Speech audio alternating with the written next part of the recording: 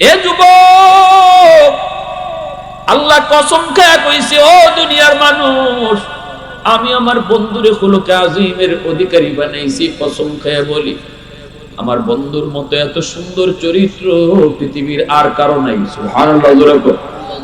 যেই মানুষগুলো আমার নবীরে মারলো, কাটলো, নবীরে নিজের বাড়ি থেকে বের করে দিল, সেই নবী আজকে মক্কার মানুষগুলা সবার কাছ থেকে বদলা নেওয়ার কথা, বদলা না নিয়ে নবী মাফ করে দিয়া এইবার পূজা মাথায় নিয়ে আজ্ঞায় দিতেছে।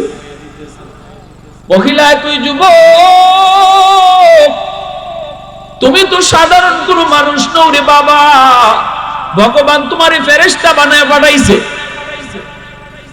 আল্লাহ নবীর পিছনে তাইকে তাইকে মহিলা লম্বা লম্বা নবীর জন্য ভগবানের কাছে দোয়া করে। নবীজি পূজা মাথায় নিয়ে যাইতেছেন, আর চোখের পানি ধরে নবী কান্দের, মালিক, ও মালিক, তুমি কুসায় দেখো, আমি তো মক্কার মানুষের কাছ থেকে বদলা নেওয়ার কথা বলি নাই, মাফ করে দিছি, এরপর আমার কথা বিশ্বাস করে না। আল্লাহ কিয়ামতের মাঠে আমাকে এই ব্যাপারে তুমি কিছু জিগায়ও না, আমি কিন্তু বদলা নেই গো মালিক। দেখো কেন এরা আমার কথাকে বিশ্বাস করলো না। নবীজি যাইতেছে, চোখের পানি ঝরে ঝরে নবী কান্দে, আর সামনের দিকে যায়। মহিলা পিছন থেকে নবীর লাগে লম্বা লম্বা দোয়া করে। নবীকে তো আর চেনে না। পাহাড়ের কিনারায় যাই মহিলায় কয়, বাবা যুবক, এই জায়গায় বোঝাটা রেখে দাও, আর সামনে যাওয়া লাগবে না, এখানে আমি থাকবো। নবীজি বোঝাটা এখানেই রাখলেন, রাইকে নবীজি চলে আসবেন। মহিলা নবীর মাথায় হাত বুলায়, চেহারার মধ্যে হাত বুলায়, বডিতে হাত বুলে আদর করে, বাবা যুবক, দোয়া করি ভগবানের কাছে তোমার আল্লাহ লম্বা হায়াত দিত। বাবা তুমি সাধারণ মানুষ নও, তুমি ভগবানের পক্ষ থেকে ফেরেশতা, তোমার মতো মানুষ আল্লাহর জমিনে হয় না। এই মহিলা নবীর বিদায় দিতেছে। এবার কয়, বাবা যুবক, এই রাস্তা দিয়ে যাও না, এই রাস্তা দিয়ে যাও। নবী কয়, মাগো, এই দিকে গেলে কি হবে? কয়, মুহাম্মদের সামনে পড়ার ভয় আছে, এই দিকে গেলে মুহাম্মদের সামনে পড়ার ভয় আছে। এই কথাটা বলতেই নবীজি আর চোখ বন্ধ করে রাখতে পারলেন না, আর মুখটা বন্ধ করে রাখতে পারলেন না। নবীজি চোখের পানিটা মুছে আর কয়, মা, মুহাম্মদ সম্পর্কে তোমার ধারণা কেমন? মহিলা কয়, বাবা যুবক, মুহাম্মদ অনেক কঠিন দিলের মানুষ, খালি মারে কাটে, অনেক শক্ত দিলের মানুষ।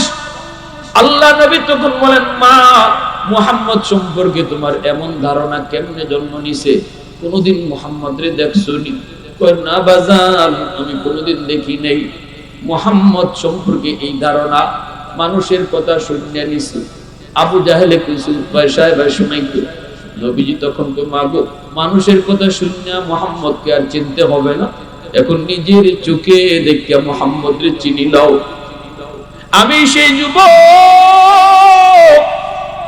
যে তোমার বোঝা মাথায় নিয়ে এখানে পৌঁছে দিছি, আমার নামই মুহাম্মদ। আল্লাহ নবী যখনই কই, আমি সেই মুহাম্মদ যাকে তুমি কঠিন দিলের মানুষ বলেছো, মহিলা লাফ দিয়া নবীর পা জড়ায় ধরে কান্না শুরু করে দেয়, আর বলতেছে, বাজার শোনাইছো কি? বলে, হ গো মা। মহিলা কয়, তা বলে এতদিন তো এই আবু জেহেল উতবা সাহেব আমারে ভুল শোনাইছে। ভাইরা বন্ধুরা, আমার নবীর হাতে হাত রেখে কালেমা পড়ে মুসলমান হয়ে গেছে। আল্লাহু আকবার। এই নবীর আখলাক আর আদর্শ দেখা এমন বহু মানুষ কালেমা পড়ে মুসলমান হয়েছে, কালেমা পড়ে মুসলমান হয়েছে শুধুমাত্র আমার আপনার নবীর আখলাক দেখা। এজন্য আমার ভাইরা বন্ধুরা, যুবক,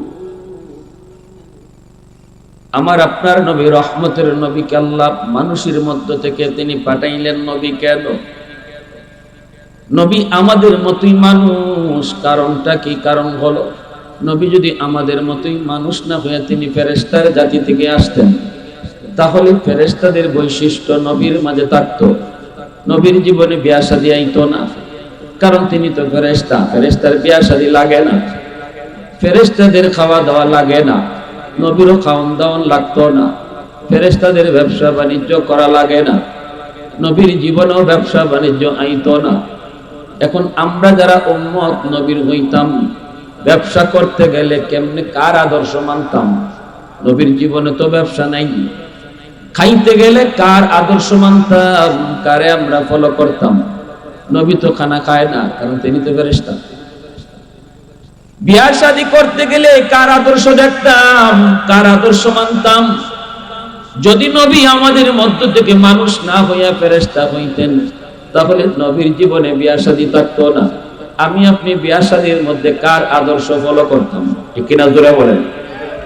এজন্য যুবক, আল্লাহ পাক রব্বুল আলামিন নবীকে আমাদের মধ্য থেকে আমাদের মাঝে নবী বানায় পাঠাইছেন। এইবার তুমি যদি বাবা হও, নবী তোমার জন্য খাতুনে জান্নাত ফাতেমা রাদিয়াল্লাহু তাআলা আনহার বাবা হইয়া বাবা হিসাবে আদর্শ রেখে গেছেন। তুমি যদি একজন স্বামী হও, আম্মাদান আয়েশা সিদ্দিকা রাদিয়াল্লাহু তাআলা আনহা উম্মাহাতুল মুমিনিনদের স্বামী, আমার আপনার নবী যদি আমি স্বামী হই, নবী স্বামী হিসাবে আদর্শ রেখে গেছেন। ঠিক কি না? এ যুবক, যদি তুমি ব্যবসায়ী হও, শাম সিরিয়ার ব্যবসায়ী আমার আপনার নবী, ব্যবসায়ী যদি হও, শাম সিরিয়ার ব্যবসায়ী মুহাম্মদুর রাসূলুল্লাহ আমার আপনার নবীর কাছ থেকে তুমি ব্যবসার আদর্শ শিখে নাও। কিনা জোরে বলো। তুমি যদি চাকরিজীবী হও, আম্মাদান খাদিজাতুল কুবরা রাদিয়াল্লাহু তাআলা আনহার আন্ডারে নবীজি চাকরি করছেন, চাকরিজীবী যদি হও, চাকরির আদর্শ নবীর কাছ থেকে পাইবা। ঠিক কি না? তুমি যদি একজন রাষ্ট্রপ্রধান হও, তুমি চেয়ারম্যান হও আর মেম্বার হও আর এমপি হও, আর তুমি দেশের প্রধানমন্ত্রী হও আর মিনিস্টার হও আর প্রেসিডেন্ট হও, যদি তুমি মিনিস্টার হিসাবে প্রেসিডেন্ট হিসাবে তুমি আদর্শ পেতে চাও, তাহলে মদিনার শ্রেষ্ঠ সফল নায়ক রাষ্ট্রনায়ক আমার আপনার নবী রাষ্ট্র পরিচালনার ক্ষেত্রে তোমার জন্য আদর্শ রেখে গেছে। এমন কোন একটা সেক্টরও তুমি পাবা না রে যুবক, যেই সেক্টরে তুমি নবীর আদর্শ খুঁজে পাও না। এজন্যই আল্লাহ পাক রব্বুল আলামিন বলছে, বন্ধু বেদিন বেঈমানের দল তোমাকে পাগল কয়, আবু জাহল উতবা সাহেবা তোমারে পাগল কয়, কিন্তু আমি আল্লাহ কসম করে বলতেছি, নুন ওয়াল কলামি ওয়া মা ইয়াসতুরুন মা আনতা বিনি'মাতি রাব্বিকা বিমাজনুন। আমি আল্লাহ কলমের কসমকে বলি, কলমের লেখার কসমকে বলি না বন্ধু, তুমি পাগল নও, তুমি হলে নিয়ামতওয়ালা নবী। এবং আমি কসম খেয়ে বলতেছি, আমি তোমারে পৃথিবীর শ্রেষ্ঠ আখলাক দান করেছি। ওয়া ইন্নাকা লাআলা খুলুকিন আযীম। কসম খায়া আল্লাহ আমার আপনার নবীর উত্তম চরিত্রের সার্টিফিকেট দিয়েছেন। সকল নবীর চরিত্রই সুন্দর, ভালো, উত্তম, কিন্তু কোন নবীর চরিত্রের সার্টিফিকেট দিতে আল্লাহ কসম খান নাই। কিন্তু আমার আপনার নবীর উত্তম চরিত্রের সার্টিফিকেট আল্লাহ কসম খেয়ে দিয়েছে। আর আস্তে কইবেন সুবহানাল্লাহ। এজন্য ভাইরা বন্ধুরা, খুলুকে হাসান, খুলুকে কারীম, খুলুকে আযীম, এইগুলো উত্তম চরিত্রের তিনটা ধাপ। সর্বনিম্ন উত্তম চরিত্র হলো খুলুকে হাসান, এর চেয়ে ভালো হলো খুলুকে কারীম, এর চেয়েও ভালো, সবচেয়ে ভালো, এর চেয়ে খালি ভালো না, সবচেয়ে ভালো, সবার চেয়ে ভালো উত্তম চরিত্রের নাম হলো খুলুকে আযীম। এবার আসুন বুঝি খুলুকে হাসান কাকে বলে, খুলুকে কারীম এর চেয়ে একটু ভালো, এটা কারে কয়? খুলুকে আযীম সর্বোচ্চ ভালো, এটারে কোন আখলাক রে কয়? খুলুকে হাসান বলা হয় আপনাকে কেউ গালি দিয়েছে, আপনি এই গালির বদলা নেবেন। শরীয়তে কয় বদলা নেওয়ার সুযোগ তোমার রয়েছে, তবে যদ্দুর গালি দিছে সমানে সমান নিতে হবে, এক জাররা পরিমাণ বেশি হতে পারবে না। অথবা তোমাকে একজনে মারছে, তোমার সাথে খারাপ আচরণ একজনে করছে, তুমি বদলা নিবা, তারে মাফ করবা না, বদলা নিবা। শরীয়ত কয় বদলা যদি নিতেই তোমার মন চায়, অনুমতি আছে শরীয়তের, তবে সেটা সমানে সমানে, এক জাররা বেশি হতে পারবে। তাই বলে আপনি এখনই লাগাই দিয়েন না, আপনার একজনে কইছে হুজুরে যখন কইছে সমান সমান নেওয়া যাইতে নিয়ে নি না, এটা রাষ্ট্র আছে, রাষ্ট্র আপনারা সমান সমান নেওয়ার ব্যবস্থা করে দিব। রাষ্ট্র, প্রশাসন, পুলিশ, আপনি আপনি অভিযোগ করবেন, তারা আপনি বদলা নিতে চাইলে সমানে সমানে দিব। শরীয়ত ইসলামী আইন যদি বাংলাদেশে থাকতো, কোরআনের আইন থাকতো, তাহলে এটার সুযোগ তারে দেওয়া হইতো। এটা হলো ইসলামের উত্তম চরিত্রের প্রথম ধাপ। বদলা যদি কেউ নিতে চায়, তার সাথে খারাপ আচরণ হয়েছে, ইসলাম বলে নিতে পারবে, তবে সমান সমান। গালি যদ্দুর দিছে অদ্দুরই, মারছে যদ্দুর অদ্দুরই। এক জাররা বেশি যদি হয়, আল্লাহর আদালতে তোমাকে জালেম হয়ে কাঠ করায় দাঁড়াতে হবে। এক চুল পরিমাণ বেশি হতে পারবে না। আচ্ছা বলুন, এটা কি কোনোদিন সম্ভব? হ্যাঁ, মাইপিয়া গালি দেওয়া কি সম্ভব নেই? মাইপিয়া সর মারাটা কি সম্ভব না? আপনি যদ্দুর জুড়ে দিছে, আপনি অদ্দুর জুড়ে মাইপিয়া সরটা দেবেন, এটা কি সম্ভব? এটা রিস্ক না?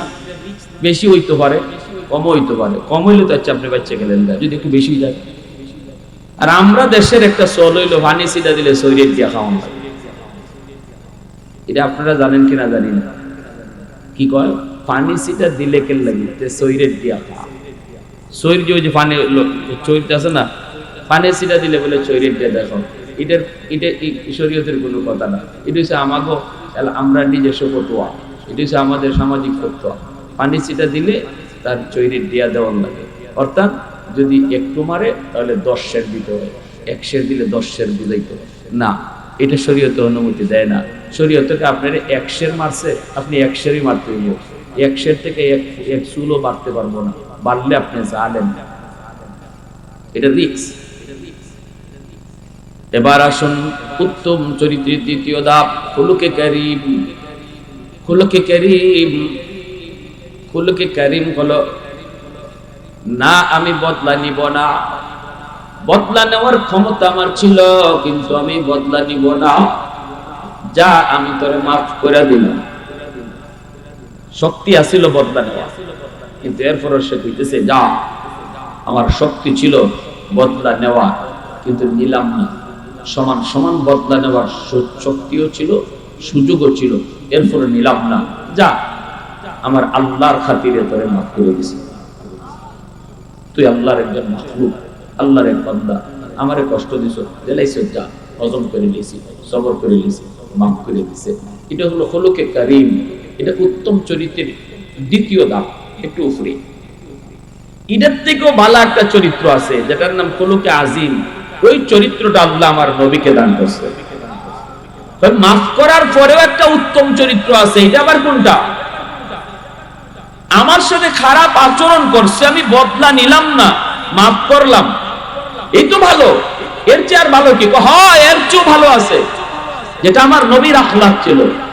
কি সেটা?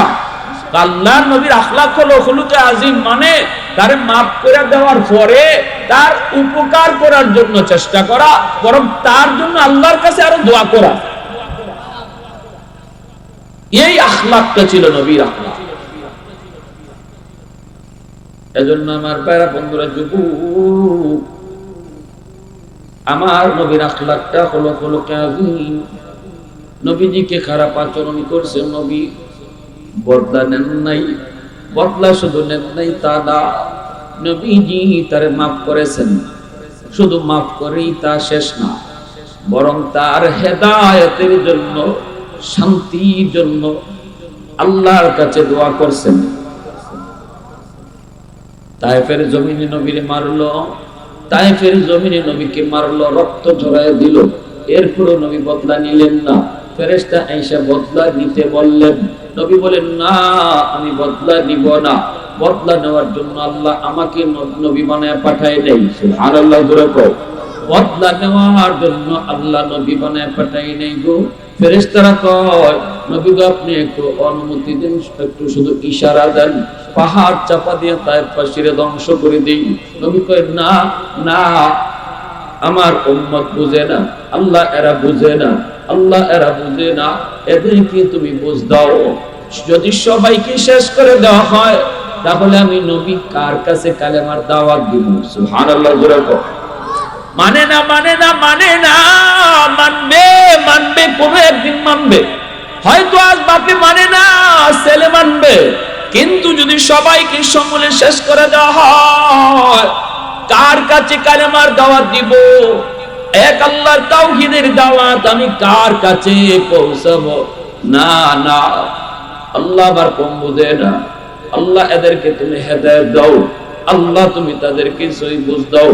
বদলা তো নিলেন না, নবী মাফ করলেন।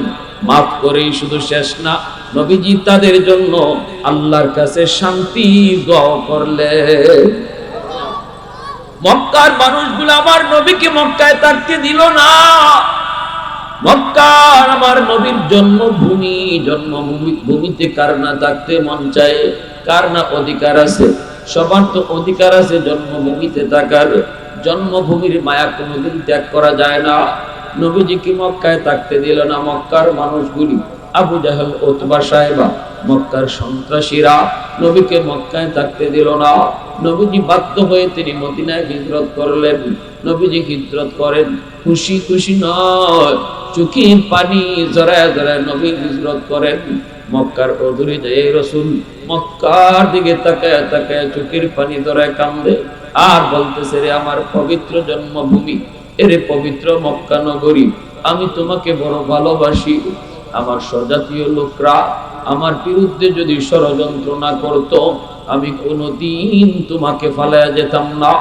কারণ আমার জন্মভূমি, আমার গ্রাম, রাস্তাঘাট যদি নাও থাকে, আইটা যদি মাইলকে মাইল গ্রামে যাওয়ান লাগে, তবুও কিন্তু আমেরিকা থাকলেও গ্রামের দিকে মন টানে। আমরা গেছি সৌদি আরব জেদ্দা গেলাম, আমার এক চাচা আইসেন দেখার জন্য। আমি বললাম, চাচা এই 14 সময় দূর থেকে আইসেন দেখার লাগে। চাচা কইতেছে, বাজার দেশের মানুষ আসছে, এটা শুনলে পরে আমরা দিলটা দেওয়ানা হয়ে যায়, কখন তার কাছে যাইমু, যে দেশের খোঁজ খবর নিব। শুধু খোঁজ খবর না, দেশের মানুষের পাশে আইয়া বইলে গ্রামের একটা গ্যারান পাওয়া যায়। তোমার শরীর থেকে গ্রামের গ্যারানটা পাইব, এই গানটা নিবার লাগে 14 সময় দূর থেকে আইছে। এখন বুঝেন যারা প্রবাসে আছে, এ আমেরিকাতে হোক আর লন্ডনটা হোক, যত এসি রুমে থাকুক আর মকমলে বিছানায় ঘুমাক, ওই গ্রামের যে বাঙ্গা ঘরটা, ইগানো মনটা সবসময় করে থাকবে। ঠিক কিনা? যখন যাইতেছে বেটা আমেরিকা, এয়ারপোর্টে খান্তকের লাগি কই না আপনি আমারে, তার বাড়ি যাইতে গেলে 5 মাইল আটকে যাওয়ার লাগে। গাড়ি যায় না, গুড়ি যায় না, কিচ্ছু যায় না। একবার রিক্সাত, একবার নৌকাত, একবার ঠেলার গাড়ি, এইভাবে বাড়ি যাওয়ার লাগে। হে বেটা যখন আমেরিকা যায়, এয়ারপোর্ট কে কান্দে, এই আইসা এসে যাইতে আসেন না, দূর আল্লাহ, এটা আল্লাহ যে আমার বাঁচাইছে, এই গ্রাম থেকে যে আল্লাহ আমার হরাইতেছে, এই কথা কইতে আসেন না, কান্দাকে লাগে। তার মানে হইল নিজ গ্রাম, যেখানে যার জন্ম, এই জন্মস্থানের প্রতি টান আর মায়া কখনো সারা যায়। আমার রসুল মক্কা ছেড়ে মদিনায় যাচ্ছেন, মদিনার মানুষ রসুলকে সুস্বাগতম জানাই দিতেছে। নবীজি মক্কার অদূরে যায়া মক্কার দিকে তাকায়া নবী এমন ভাবে কাঁদতেছেন, নবীজির চোখ দিয়ে দর দর করে পানি পড়তেছে। আল্লাহ নবীর চোখের পানির দৃশ্যগুলি দেখা আল্লাহ পাক রব্বুল আলামিন কসম খেয়ে কয়, বন্ধু আমি কসম খেয়ে বলতেছি, আর চোখের পানি ধরে কান্দো না, আমি আল্লাহ সহ্য করতে পারি না। তুমি তো এমনি এমনি হিজরত করো নাই, আমি আল্লাহর আদেশে তুমি হিজরত করতেছো। বন্ধু তুমি যাও, আমার কথাটা মান্য তুমি মদিনায় যাও। অল্প দিনের ভিতরে আমি আল্লাহ কোরআনের কসম খেয়ে কইলাম, অল্প দিনের ভিতরে আবার তোমার জন্মভূমিতে ফিরে দিব। মায়ার নবী, দয়ার নবী, রহমতের নবী যখন মক্কা বিজয় করলেন, নবীজি মক্কা নগরী বিজয় ঘোষণা দিলেন। 10,000 সাহাবীদের নিয়ে শক্তি কি পরিমাণ, ঠিক না? সন্ধ্যা রাতে একজন গুপ্তচর পাঠাইলো সিআইডি, যা একটু যা দেখে আয় মুহাম্মদের লগে কি পরিমাণ মুজাহিদ আইছে, সৈন্য সামন্ত কি পরিমাণ, অস্ত্র তাদের কি পরিমাণ। এইদিকে আল্লাহ নবী রহমতুল নবী এশার নামাজের পর নবী সাহাবীদেরকে বলেন, মুজাহিদদেরকে নবী ডাক দিয়ে বলেন, শোনো আমরা তো হইলাম 10,000, কিন্তু সৈন্য সংখ্যা আরো বাড়ায়, আরো বেশি বুঝাইতে হবে, দুশমন যেন বুঝতে না পারে আমরা 10,000, বুঝতো কয়েক লাখ। কেমনে? নবী কয় চুলা বানাও ডাবল, চুলা বানাও 10,000 মানুষের জন্য। রাতের বেলা যে কয়টা চুলা লাগতো রান্না বান্না করার জন্য, যে কয়টা চুলা লাগবে ডাবল চুলা বানাও, যেন দুশমন চুলার দিকে তাকাইলে মনে করে হাজারে বিজারে চুলা। চুলা যদি হয় এই পরিমাণ, সৈন্য জানে কি পরিমাণ। उल्फत में तेरी वैसी ने दंदान को तोरा, वो बकर उमर नक्श कदम तेरा न छोड़ा। उल्फत में तेरी वैसी ने दंदान को तोरा, वो बकर उमर नक्श कदम तेरा न छोड़ा। ऐ शाक़ नबी वाक़ियस रार मदीना, सुल्तान का सुल्तान है सुल्तान मदीना, सरकार का सरकार है सरकार मदीना, गुलजार का गुलजार है गुलजार मदीना। अल्लाह ने मक्का ही में एक काबा बनाया, इस काबा का काबा तेरी मरकद को बनाया। ऐसा लम्हा जी चले जा राह मदीना, सुल्तान का सुल्तान है सुल्तान मदीना, सरकार का सरकार है सरकार मदीना, गुलजार का गुलजार है गुलजार मदीना। मुसलमाনের আওয়াজে বলি আল্লাহু আকবার। আমার ভাইরা বন্ধুরা, যুবক, এইদিকে চুলা বানানো হলো ডাবল, আর বাথরুম যে পরিমাণ লাগা দরকার 10,000 মানুষের জন্য বাথরুম বানানো প্রয়োজন। এক রাতের জন্য বাথরুম যে পরিমাণ লাগবে, নবী কই বাথরুম বানাও অর্ধেক কম। কেন? নবী কয় বাথরুমের সামনে বিশাল লাইন দেখা যাইতো, তা বুঝেন। ইস্তেমার মাঠে যদি বাথরুমে কম হয়, তুই বুঝছেন নি কি পরিমাণ লাইন হয় ইস্তেমার মাঠে? হ্যাঁ না? সন্ধ্যা রাতে যখন সিআইডি এসে পাহাড়ের উপর থেকে দেখবো সৈন্য কি পরিমাণ ছায়া দেবে, খালি চুলা আর চুলা, খালি আগুন আর আগুন। কি চুলা যে পরিমাণ, এক চুলা কি একজনের ভাত রান্না হইতেছে না? এক চুলার মানে কি একজনের ভাত রান্না হইতেছে? এই চুলা দেখে তাম্বার জিব্রা লেগে গেছে। এরপরে চাইছে বাথরুমের পায় না, বাথরুমে ইহে দেখছেন, হ্যাঁ চুলা খালি দেখে গেছে। দেখতে হয় যে পরিমাণ চুলা দেখতেছি, যদি 10 জন করে এক চুলায় রান্না হয়, মানুষ যে কি পরিমাণ লই আইছে মোহাম্মদ, এটা হিসাব করে আমি কোটায় আর মজায় জেন লামাইতাম পারতাম না। হে উল্টা ব্যাগ গিয়ারে দৌড়ে গেছে, ইয়া কয় আবু সুফিয়ান দেখো উস্তাদ, খবর বড় খারাপ, জটিল খারাপ। কেন কি হয়েছে? সৈন্য সংখ্যা আর অস্ত্র বল এগুলা যে কি পরিমাণ লই আইছে এই হিসাব নাই। কস না কি বলি, কেমনে কইতাম? চুলাই তো আমি গণ্য করে খাইছি, সৈন্য তো গণ্য পরে, আগে যে চুলা গণতাম ইডিতে পারি না। আবু সুফিয়ান কইলি কি রাখো, তুই তো আমারে জোর তুলাই নিছ, কতটা আন্দাজ করে খস নে, না হইলেও 50-60 হাজার রকম, অথচ নবীর সাথে সাহাবী 10,000 কয় হাজার। আবু সুফিয়ানের জোর হচ্ছে 160। এখন শেষ চাইতে সারা রাত ঘুম নাই লিডারের, সকালে যুদ্ধ হইব, যুদ্ধ হওয়ার আগে তো প্রতিপক্ষের শক্তি বুঝন লাগবে, এরপরে না যুদ্ধ। এখন আগ্রাইতের খবর হইনে সারা রাত ঘুম নাই, শেষ চাইতে পাঠাইছে আরেকটা দেখো, তুই কি একটু বুঝে আছেন আগ্রাইতের খবর এটা সঠিক না বেটি? এ আইছে শেষ চাইতে, পাহাড়ের উপর থেকে চাইয়ে দেখে বাথরুমের সামনে বিশাল বিশাল লাইন। বাথরুম যে পরিমাণ দরকার আসলে এই পরিমাণ না আরো কম, লাইন ওই বনি না হইতো না। ইয়ে পাহাড়ের উপর থেকে কয় রাম রাম রাম রাম রাম, বাথরুমের সামনে যদি অত বড় বড় লাইন হয়, তে ভিতরে তাবুর ভিতরে না জানি কি পরিমাণ মানুষ, সব কি আর বাথরুম আইসে নি? 10 জন তাবুতে থাকলে আইসে 2 জন বাথরুম।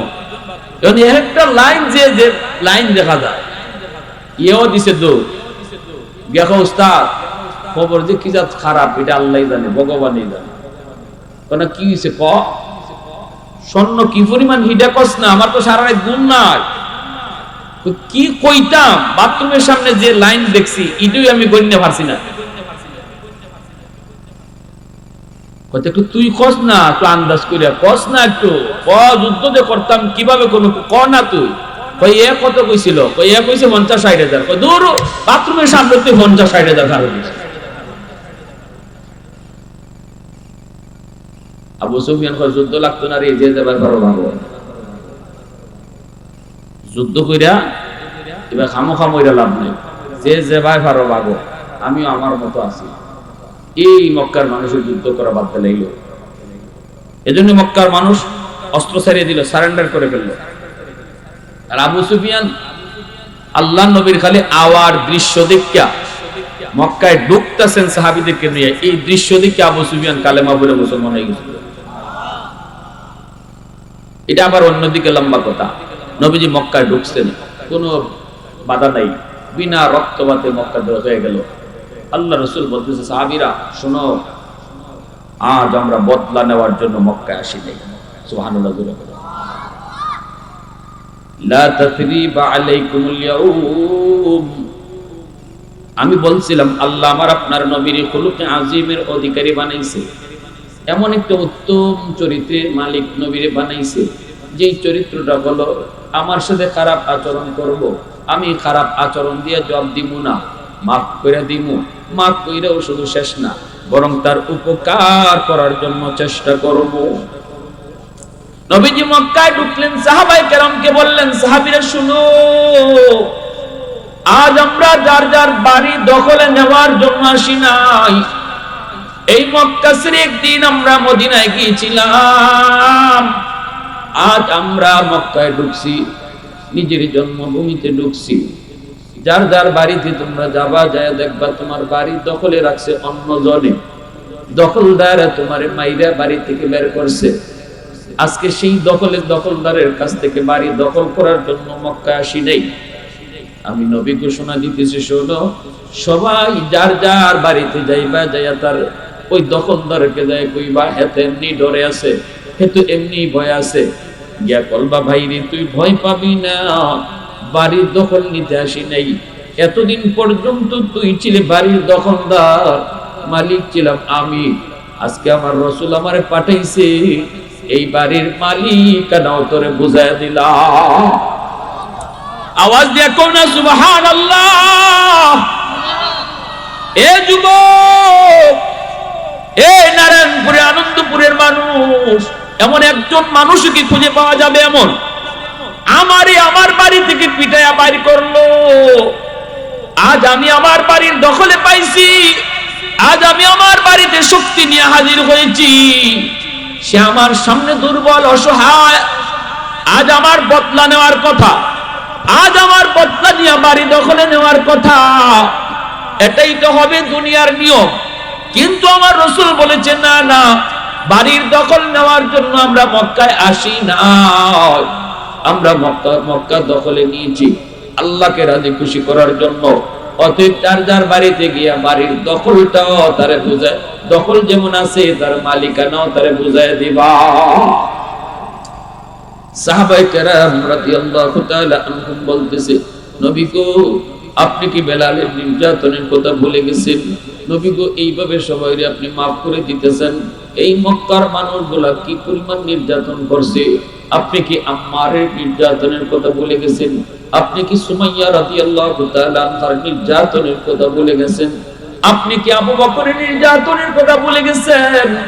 নবী তখন চোখের পানি ধরায় কয়, না রে সাহাবীরা, আমি আমার বেলালের নির্যাতনের কথা বলি নাই, আমি কারো নির্যাতনের কথা বলি নাই। এরপর আমি মাফ করতে চাই, তোমরা কি আমি নবীর নির্যাতনের কথা বলে গেছো? এই মক্কার মানুষ কি আমাকে নির্যাতন করে নাই? আমাকে কি 2 বছর জেলখানায় বন্দী করে রাখা হয় নাই? পরিবার সহ, শিশু বাচ্চাগুলি সহ আমাকে কেমন করে বন্দী করে রাখা হলো? বাহির থেকে খানা পানি সব বন্ধ করে দেওয়া হলো। গাছের পাতা কে কে আমার পরিবার বাঁচছে। ছোট ছোট বাচ্চাগুলি তারা পেটের ক্ষুধায় কাঁদছে, মায়ের বুকের দুধ শুকায় গেছে। আমি নবী ওই দিন ওই জেলখানার ভিতরে শিয়াবে আবি তালিবে যখন বন্দী করে রাখা হয়, পেটের ক্ষুধা আমি নবী কতটা অস্থির ছিলাম সেটা আমার আল্লাহ জানে। গভীর রাতে আমার পায়ের নিচে কি যেন লাগছে, একটু নরম নরম লাগছে। আমি এটা নরম লাগা মাত্রই পেটের ক্ষুধায় হাতে নিয়ে খেয়ে ফেলছি। এতটা পেটের যন্ত্রণা ছিল, আমার ক্ষুধার যন্ত্রণা ছিল। অথচ আমি নবী আজও জানি না এই নরম মনে কইরা আমি কি খাইছিলাম। মক্কা খানায় কাবার সামনে সাজদায় গেছি, উটের নারী বুড়ি আমার মাথার মধ্যে চাপায় দেওয়া হলো। আমার জানজা জানজা অবস্থা। আমার মেয়ে কলিজার টুকরা মেয়ে ফাতেমা, ফাতেমা এসে উটের নারী বুড়ি সরাইলো। তখন আমার শ্বাস প্রশ্বাস আসলো। আবু জাহেল মাথায় আঘাত করে কতবার রক্ত জড়াইলো। আমার নির্যাতনের কথা কি তোমরা ভুলে গেছো? সাহাবায়ে কেরাম নীরব হয়ে গেলেন, চোখের পানি ঝরে। সাহাবীরাও কাঁদতে না গো নবী, আমরা ভুলি নাই। নবী কয়, আমি যদি আমার নির্যাতনের কথা ভুলে গিয়া তাদেরকে মাফ করতে পারলাম, তোমরা কেন মাফ করতে পারবা না? यासीन से मौला ने कभी उनको पुकारा, यासीन से मौला ने कभी उनको पुकारा, हामीम को भी और कभी कासिन इशारा। ये रमज़ है कुछ आशिक़ों माशूक़ के माबैन, समझा है जिन्हें खल्क़ों में अक्सर वर कौनैन, समझा है जिन्हें खल्क़ों में अक्सर वर कौनैन। এজন্য আমার ভাইরা, নবীজি এইবার মক্কার মানুষকে সাধারণ ক্ষমা ঘোষণা করে দিলেন। আর নবী বললেন, আল ইয়াউম ইয়াউমুল মারহামা, আল ইয়াউম ইয়াউমুল মারহামা। আজকের দিন হলো দয়া দেখানোর দিন, আজকের দিন বদলা নেওয়ার দিন নয়। ইউসুফ নবী যেইভাবে তার ভাইদেরকে বলছিলেন, লা তাসরিবা আলাইকুমুল ইয়াউম, আজ বদলা নেওয়ার দিন নয়। আমিও বললাম, মক্কার মানুষ তোমরা আমার ভাই, বদলা নেওয়ার জন্য আমি আসি নাই। নবী ঘোষণা দেওয়ার পরেও মক্কার মানুষরা তারা বিশ্বাস করতে পারে না। ঘরে ঘরে সবাই যার যার ঘরে যা ছিল এগুলো নিয়ে তারা পাহাড়ে আশ্রয় নিতে লাগলো। মনে করছে নবী মনে হয় কিছু না কিছু বদলা নিবেই। বদলা যদি নেয়, আমরা তো এটাই দেখি স্বাভাবিকভাবে, কেউ যদি কোনো দেশ দখল করে সাথে সাথে দেশ দখল করে এই দেশটারে একবারে ধ্বংস করে দেয়, ঠিক না? দেশ দখল করার অর্থ হলো জ্বালাও পোড়াও। দেশ দখল করার অর্থ হলো কাটো মারো। কিন্তু আমার নবী আপনার নবী নজির সৃষ্টি করে গেছেন, পৃথিবীর ইতিহাসে নজির। নবীজি দৃষ্টান্ত রেখে গেছেন। মক্কা বিজয় হলো, অথচ মায়ের নবী কোনো রক্তপাত ঘটান নাই, মারামারি করেন নাই। নবী ঘোষণা দেওয়ার পরেও এদের বিশ্বাস হয় না। একজন বুড়া মহিলা মাথার মধ্যে বাড়ি একটা বোঝা নিয়ে সেও বাড়ি চাইরা পাহাড়ের দিকে রওনা দেয়।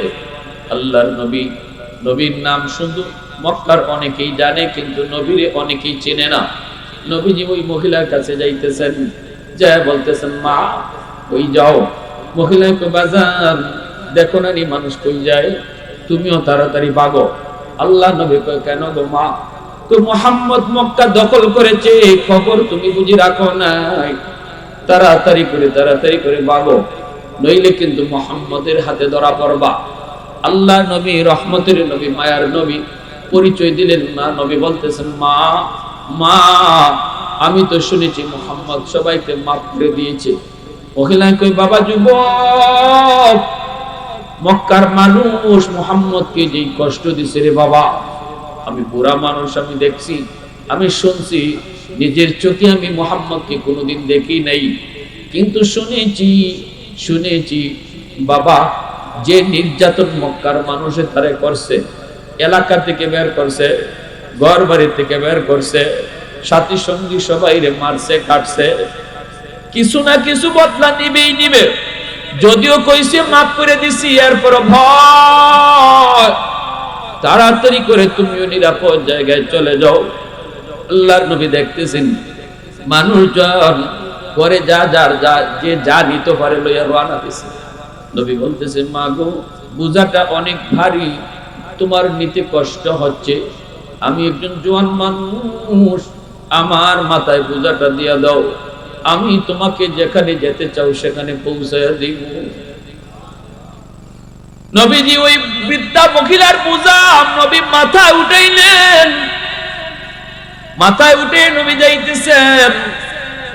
এ যুবক, আল্লাহ কসম খেয়ে কইছে, ও দুনিয়ার মানুষ, আমি আমার বন্ধুরে খুলুকে আজিমের অধিকারী বানাইছি। কসম খেয়ে বলি, আমার বন্ধুর মতো এত সুন্দর চরিত্র পৃথিবীর আর কারো নাই। সুবহানাল্লাহ।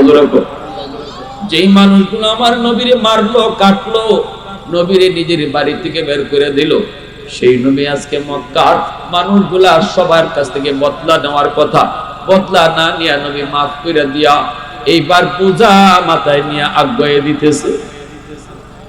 মহিলা কই, যুবক, তুমি তো সাধারণ কোনো মানুষ নও রে বাবা, ভগবান তোমারে ফেরেশতা বানায় পাঠাইছে। আল্লাহ নবীর পিছনে তাইকে তাইকে মহিলা লম্বা লম্বা নবীর জন্য ভগবানের কাছে দোয়া করে। নবীজি পূজা মাথায় নিয়ে যাইতেছেন, আর চোখের পানি ধরে নবী কান্দের, মালিক, ও মালিক, তুমি কুসায় দেখো, আমি তো মক্কার মানুষের কাছ থেকে বদলা নেওয়ার কথা বলি নাই, মাফ করে দিছি, এরপর আমার কথা বিশ্বাস করে না। আল্লাহ, কিয়ামতের মাঠে আমাকে এই ব্যাপারে তুমি কিছু জিগায়ও না, আমি কিন্তু বদলা নেই গো মালিক।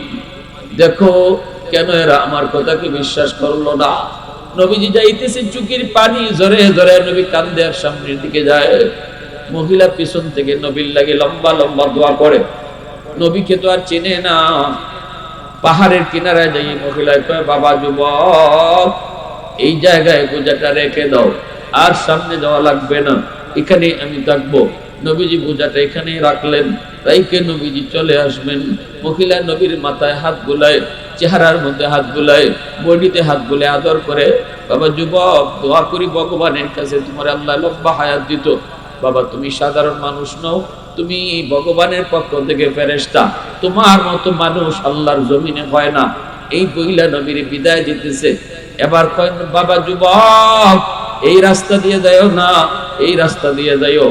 নবী কয়, মাগো, এই দিকে গেলে কি হবে? কয়, মুহাম্মদের সামনে পড়ার ভয় আছে, এই দিকে গেলে মুহাম্মদের সামনে পড়ার ভয় আছে। এই কথাটা বলতেই নবীজি আর চোখ বন্ধ করে রাখতে পারলেন না, আর মুখটা বন্ধ করে রাখতে পারলেন না। নবীজি চোখের পানিটা মুছে আর কয়, মা, মুহাম্মদ সম্পর্কে তোমার ধারণা কেমন? মহিলা কয়, বাবা যুবক, মুহাম্মদ অনেক কঠিন দিলের মানুষ, খালি মারে কাটে, অনেক শক্ত দিলের মানুষ। আল্লাহ নবী তখন বলেন, মা, মুহাম্মদ সম্পর্কে তোমার এমন ধারণা কেমনে জন্ম নিছে? কোনদিন মুহাম্মদ রে দেখছো নি? কয়, না বাজান, আমি কোনদিন দেখি নাই। মুহাম্মদ সম্পর্কে এই ধারণা মানুষের কথা শুনে নিছি। আবু জাহেলে কইছে, পয়সায় ভাই শুনাইতো। নবীজি তখন তো, মাগো, মানুষের কথা শুনে মুহাম্মদকে আর চিনতে হবে না, এখন নিজের চোখে দেখিয়া মুহাম্মদ রে চিনি লও। আমি সেই যুবক যে তোমার বোঝা মাথায় নিয়ে এখানে পৌঁছে দিছি, আমার নামই মুহাম্মদ। আল্লাহ নবী যখনই কই, আমি সেই মুহাম্মদ যাকে তুমি কঠিন দিলের মানুষ বলেছো, মহিলা লাফ দিয়া নবীর পা জড়ায় ধরে কান্না শুরু করে দেয়, আর বলতেছে, বাজার শোনাইছো কি? বলে, হ গো মা। মহিলা কয়, তা বলে এতদিন তো এই আবু জেহেল উতবা সাহেব আমারে ভুল শোনাইছে। ভাইরা বন্ধুরা, আমার নবীর হাতে হাত রেখে কালেমা পড়ে মুসলমান হয়ে গেছে। আল্লাহু আকবার। এই নবীর আখলাক আর আদর্শ দেখা এমন বহু মানুষ কালেমা পড়ে মুসলমান হয়েছে, কালেমা পড়ে মুসলমান হয়েছে শুধুমাত্র আমার আপনার নবীর আখলাক দেখা। জোরে বলেন সুবহানাল্লাহ, আর একটু জোরে করেন না সুবহানাল্লাহ। লা ইলাহা ইল্লাল্লাহ দূরে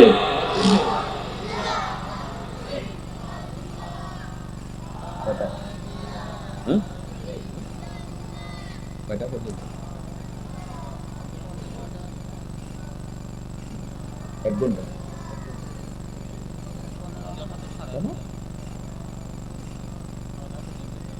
না 40 মিনিট 45 মিনিট 1 ঘন্টার উপরে তো হয় জোরে লা ইলাহা ইল্লাল্লাহ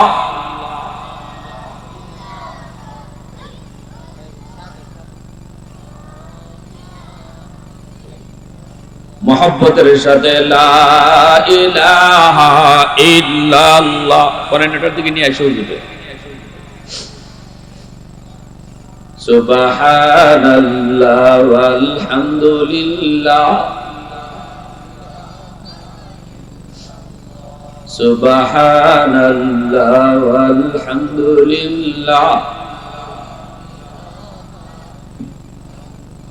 লা ইলাহা ইল্লাল্লাহ লা ইলাহা ইল্লাল্লাহ সুবহানাল্লাহ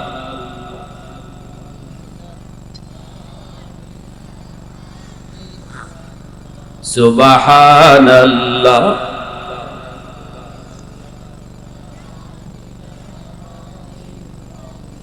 লা ইলাহা ইল্লাল্লাহ মুহাম্মাদুর রাসূলুল্লাহ জোরে সুরে বলি সাল্লাল্লাহু আলাইহি ওয়াসাল্লাম তাহলে নবীর যে আখলাক এই আখলাক আমাদের মাঝে আনা দরকার আছে না জানি বউ যদি একটু দুষ কইরা লায় শের উপরে শ্বাসের ভয় নিতেন না নবীজির আখলাক হইলে একটু ভুল যদি ওই জায়গা তাইলে বদলা নেওয়ার নাই মাফ করে দেও মাফ কইরাও শেষ না বরং তার লাগি আল্লাহর কাছে দোয়া করো সুবহানাল্লাহ বলে কয় না